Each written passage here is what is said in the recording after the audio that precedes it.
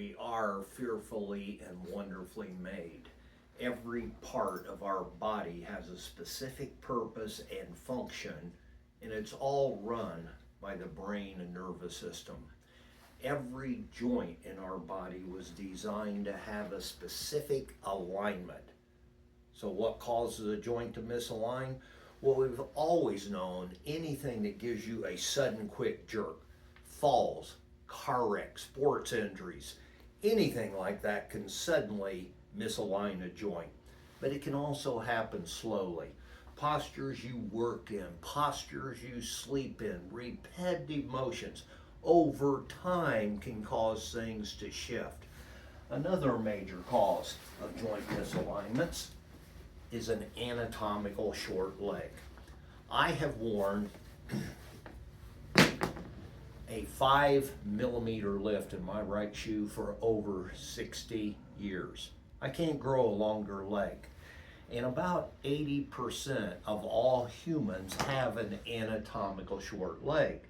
Before the world became level that we live in and people were on an uneven surface, it wasn't a huge deal. But now, with everything being level, every time you take a step, if there's a difference, it's making a shift. And if there is an anatomical short leg, the pelvis, which is the foundation for everything, will not be level. Structurally, everything starts at the bottom and works up. So if the foundation is off, then the spine will tilt to the lower side, and then eventually it compensates and goes all the way up. Now, what effect does that have? Well, initially, when a joint misaligns due to trauma, we call that a sprain. Ligaments are stretched and damaged. The joint begins to swell. Muscles start tightening up. And even when we can't see the swelling, we know it's there because the motion is restricted when there's swelling in the joint. But usually within a few days, maybe a few weeks, the swelling will go down, range of motion comes back, and people assume everything's okay. However, if there's still an alignment problem, every time you move that joint, it's scrape, grind, rub, and wear. This is what a healthy spine should look like. Every joint in the body has cartilage in it. In the spine, it is called a disc. But once this is misaligned, give it about 20 years and it will look more like this joint. And what happens is the cartilage starts breaking down. The joint space starts getting smaller. And then we see this calcium growth that happens around the joint called bone spurs. And eventually what it's trying to do is fuse it together to give it stability. So, what effect does that have on you? Does it cause pain? Well, not necessarily, but you need to understand that the spinal nerves all come through the vertebrae, and the space of that disc makes up the size of this nerve hole opening. And as that disc space breaks down, that nerve hole starts closing down, putting stress on the nervous system. Now, in the medical world, this process is called degenerative disc disease. If it happens in any other joint in the body, it is called degenerative joint disease. But this process is what people have always known as arthritis. Now, most people think arthritis, well, that's just normal aging. Well, here's the deal. If it were normal aging, you would have it to the same degree in every joint in the body.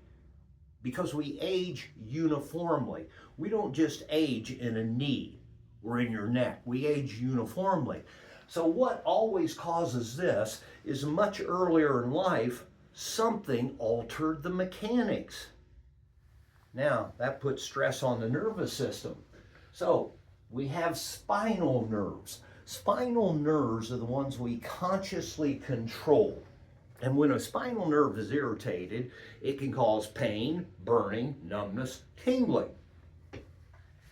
Example, if it happens in the lower back, you may have lower back pain, but it may start radiating out into the hip or down the leg. We call that sciatica.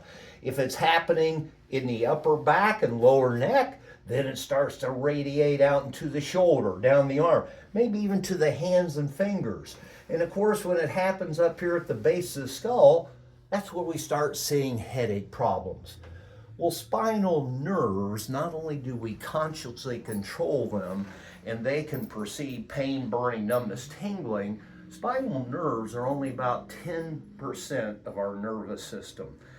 The other 90% functions automatically. It is called the autonomic nervous system. And down here in the lower back, when these nerves are irritated here, causing this problem, those nerves also affect the bowels, the bladder, the reproductive organisms. Well, the amazing thing is, this 90% that controls all the organs in the body has zero pain fibers, which explains why most people never know they have issues going on until it gets very advanced. So what do I do as a chiropractor? I am looking for any joint that's misaligned in the body and locked up and not moving well, because again, it is trying to fuse together. Through doing specific adjustments, not only to the spine, fingers, shoulders, hips, whatever, we can unlock the joint and get it moving. And when we do that, what happens? Well, if you'll look at this little chart right here, I would say about 90% of the people that I have ever adjusted for the first time, they start feeling better. It moves easier. They feel lighter. They feel more balanced. They sleep better. Sometimes it takes a few adjustments to get that going. Rarely does this happen, that it's worse before it gets better. But keep in mind, when I do an adjustment, I am not popping something in place. Teeth don't pop in and out. They move gradually over time. What we're doing is unlocking it so it can move. And again, if we can do that, then not only do you feel better and function better, you stop the progression of that arthritic process.